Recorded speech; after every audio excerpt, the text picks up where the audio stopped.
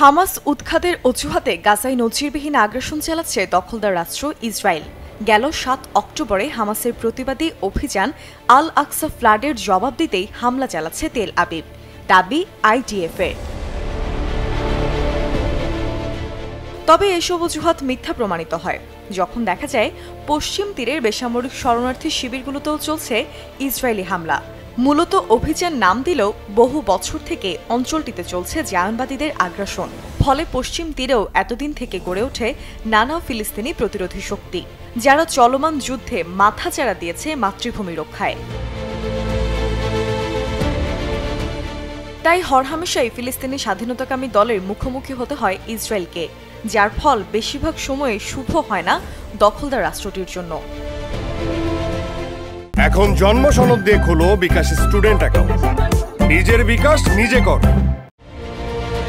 ঠিক একই ঘটনা ঘটে রোববার রাতে, যখন ঘুমিয়ে আশ্রিত ফিলিস্তিনিরা তখন পশ্চিম তীরের উত্তরাঞ্চলের নাবলুস শহরে গর্জন করে এগিয়ে আসছিল ইসরায়েলি ট্যাঙ্ক। তাদের গন্তব্য কাবের ইউসুফ এলাকা। জায়নবাদীদের সেনাবহর যখন পৌঁছায় বালাতা শিবিরে, তখন পথ রুখে দাঁড়ায় ফিলিস্তিনি স্বাধীনতাকামী গোষ্ঠী ইসলামিক জিহাদের সশস্ত্র শাখা আল কুদস ব্রিগেড। লেবানন ভিত্তিক গণমাধ্যম আল মায়াদিন জানায়, এ সময় তুমুল প্রতিরোধী শক্তির মুখোমুখি হয় ইসরায়েলি সেনারা।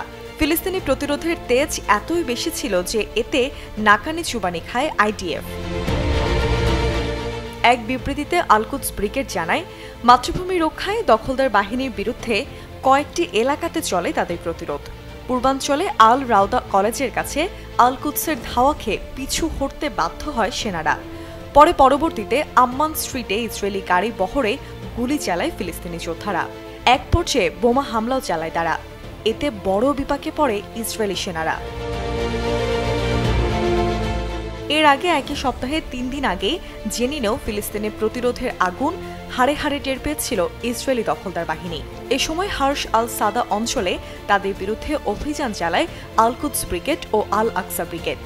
এই হামলায় আহত হয় এক ইসরায়েলি সেনা। তবে হামলার তীব্রতা এতই বেশি ছিল যে প্রাণ বাঁচাতে পিছু হটতে বাধ্য হয় তারা। স্থানীয় গণমাধ্যম জানায়, দুই ফিলিস্তিনি শক্তির হামলায় এক পর্যায়ে জেনিনে নিজেদের অবস্থান ছেড়ে দিয়ে পালিয়ে যেতে বাধ্য হয় ইসরায়েলি ডিফেন্স ফোর্সের সেনারা।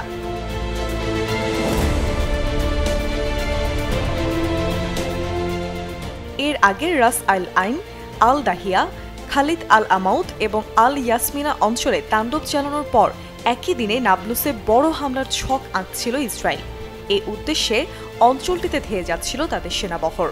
পথে কালকিলিয়া শহরে হামলার আগেই তাদের থামিয়ে দেয় ফিলিস্তিনি প্রতিরোধ যোদ্ধারা। সেখানেও বড় সংঘাতে জড়ায় দুই পক্ষ। এসব হামলার জবাবে ধরপাকড় শুরু করে ইসরায়েল।